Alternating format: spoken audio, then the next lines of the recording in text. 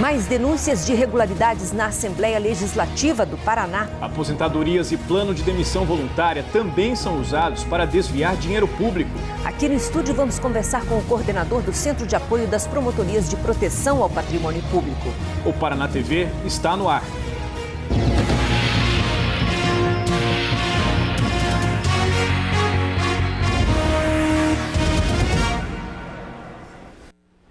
E quem está hoje aqui com a gente para falar sobre os diários secretos da Assembleia Legislativa é o Procurador de Justiça, Arion Rolim Pereira.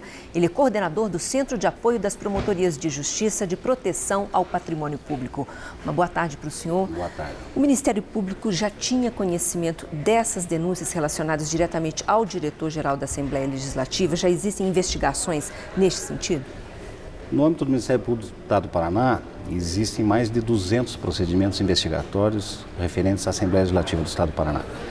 O caso daquelas senhoras que foi mostrada, já havia procedimento instaurado. Com relação especificamente ao diretor-geral, as denúncias que foram feitas, foi objeto de instauração do procedimento na data de hoje.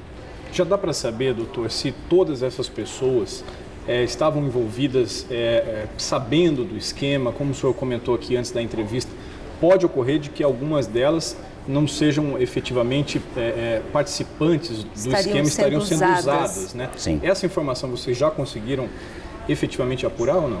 Veja, quando acontece uma situação dessa, tem as duas hipóteses. Tanto as pessoas que fazem parte de uma verdadeira quadrilha, como as pessoas que não fazem parte e estão tendo o seu nome usado. Até por isso que é muito importante a divulgação sempre do nome das pessoas que trabalham, onde trabalham, o que fazem. Porque só assim as pessoas podem verificar até se seu nome não está sendo usado indevidamente. O GAECO, Grupo de Atuação Especial de Combate ao Crime Organizado, tem auxiliado a Promotoria de Proteção ao Patrimônio Público justamente para realizar esse tipo de diligência, localizando pessoas e até descobrir se essas pessoas estavam envolvidas ou eram também mais uma das vítimas, como é vítima o povo do Estado do Paraná desse episódio. Quando o senhor fala em 200 procedimentos de investigação contra a Assembleia, é muita coisa, né, Soler? Quer dizer, já não é de hoje que a Assembleia é alvo de investigações? Veja, a Promotoria do Patrimônio Público tem por obrigação investigar toda e qualquer notícia que chegue de irregularidade cometida com verba pública. Então, se a notícia chega e ela vem com um mínimo de provas, um mínimo de indícios de que de fato aquilo ocorra, é instaurado um procedimento. Esse procedimento vai embasar, após a coleta de provas que é feita mediante investigações do Ministério Público, a propositura de uma ação. Essa ação, às vezes, pode englobar vários desses procedimentos. Hoje nós temos tramitando em Curitiba ações civis na área do patrimônio público, mais de 300 ações. Só especificamente com relação à Assembleia Legislativa são 11 as ações e envolvem mais de uma pessoa, além de ações penais, 5 delas inclusive com relação à Assembleia Legislativa e 100 ações com relação à administração pública no geral. Isso em Curitiba, não estou dizendo Paraná, isso é dado Curitiba. O senhor falou aí em ações penais, né? Em tese, quais os crimes que a gente consegue observar nas denúncias feitas até agora? Olha, podem haver inúmeros crimes, mas todos eles relacionados a um tipo de fraude para se apropriar do dinheiro público. Mas a parte disso, a improbidade administrativa, que é um ilícito, não é um crime, é um ilícito civil, mas que combina uma série de sanções, sanções de perda de cargo, de proibição de contratar, de multa, de ressarcimento aos cofres públicos daquilo que foi levado. Como é que a população pode participar desse processo? O senhor disse que essas denúncias chegam às vezes até com os próprios funcionários, porque nós não podemos deixar, Soler, de lembrar que tem muita gente séria trabalhando na Assembleia, trabalhadores que querem também ver justiça e que às vezes se sentem indignados porque estão até ali presenciando tudo isso. A Constituição do Estado do Paraná tem um comando que determina a publicação dos funcionários públicos que trabalham em cada poder, em cada instituição. O Ministério Público, há muitos anos, tem feito um trabalho para que isso seja cumprido.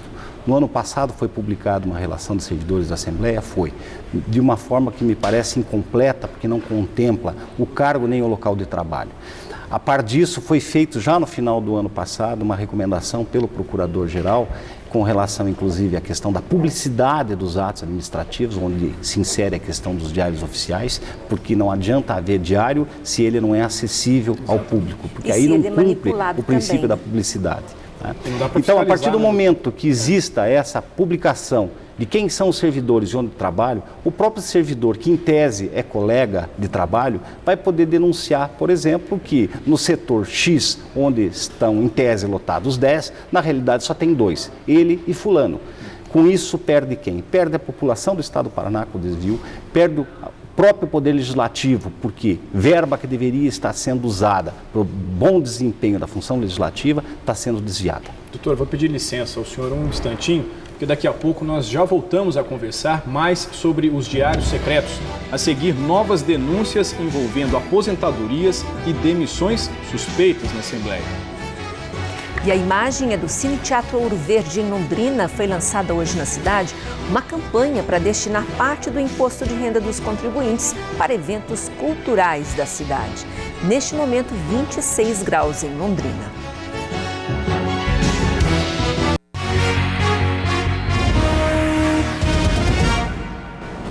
Veja bem, existe lógica um trabalhador aderir a um plano de demissão voluntária, ser mandado embora e, mesmo assim, continuar recebendo dinheiro do antigo patrão, Miriam? É difícil acreditar, né? Ou um funcionário sair de férias, mesmo depois de se aposentar, já imaginou isso?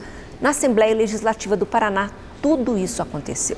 E parte dessas irregularidades está registrada nos chamados diários avulsos, aqueles documentos que ficam escondidos e nem sequer são numerados. Aposentadorias e demissões suspeitas são o tema de mais uma reportagem especial da nossa série sobre os diários secretos da Assembleia.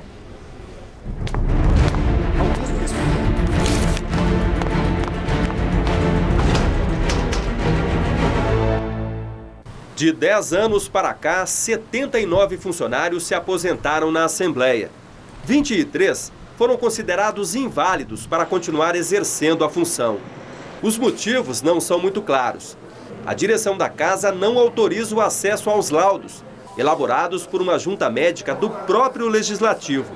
Seu Carlos foi um dos que passaram pelos exames. Quantos médicos examinaram o senhor? Não me lembro. Agora sim, não me lembro. Todos da Assembleia? Todos os funcionários da Assembleia, todos os médicos da Assembleia. Foram mais de 20 anos trabalhando na Assembleia, até que um derrame, no ano 2000, interrompeu a carreira do agente administrativo, hoje com 80 anos. A Assembleia informa que ele foi aposentado por invalidez no mesmo ano. Mas seu Carlos diz que apenas deu entrada nos papéis e que está de licença para tratamento, recebendo salário integral. Segundo ele, pouco mais de R$3 mil por mês. Mas essa aposentadoria ainda não foi publicada? Ainda não foi publicado. O senhor está esperando? Espero que ele demore mais um pouco. Para não cortar o salário? Para não cortar o salário. São laudos e benefícios sob suspeita. O servidor Adilson Chuvinski se aposentou em 2006 por invalidez. Numa sequência de atos surpreendentes, tirou férias 6 meses depois da aposentadoria, mas o período de descanso dele só foi publicado nos diários oficiais em 2008, quando Adilson já tinha morrido. Nos últimos anos, a Assembleia lançou vários programas de demissão voluntária, os chamados PDVs. Na iniciativa privada, esses programas são usados para enxugar o quadro de pessoal, reduzir os custos. Na Assembleia, nem sempre. O agente administrativo José Devanir Bordignon também aderiu a um plano no ano 2000, quando ganhava R$ 440 por mês. O curioso é que 9 meses depois do desligamento, ele começou a receber depósitos generosos da Assembleia. R$ 6.600, R$ 12.000, R$ 37.400 por mês.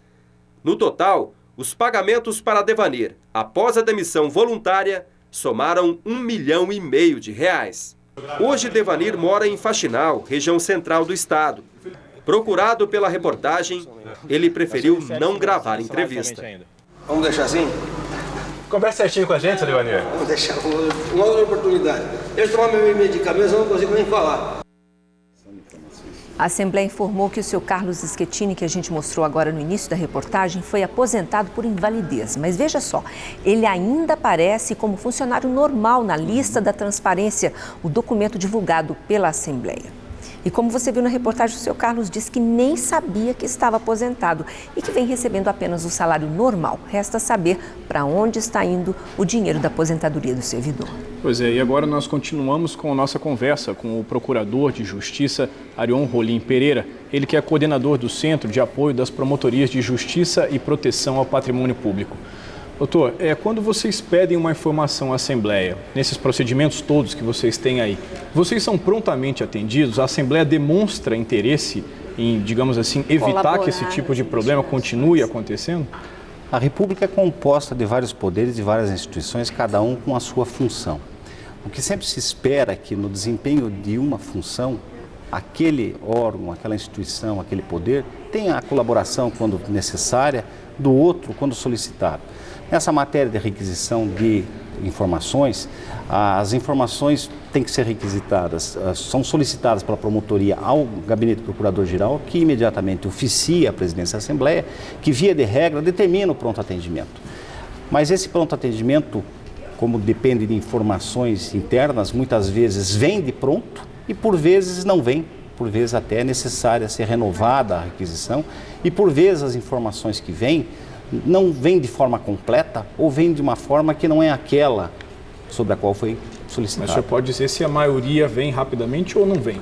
Eu não tenho uma questão de estatística a respeito disso, mas digamos que sempre se espera que viesse com uma rapidez maior do que a que se tem tido, até porque quando se tem uma notícia de que existe alguma irregularidade dentro da nossa casa, há uma grande preocupação nossa de que imediatamente se existe essa irregularidade, que ela seja sanada. Agora, nós temos falado aqui sobre medidas que a Justiça pode adotar, que o Ministério Público pode tomar, enfim.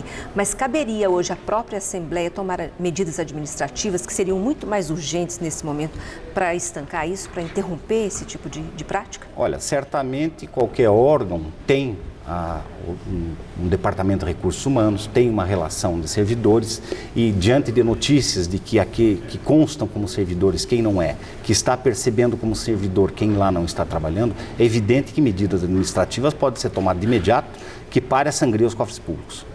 O senhor, como experiente já nessa área de patrimônio público, o senhor disse aqui para nós que já está nisso antes do ano 2000, né?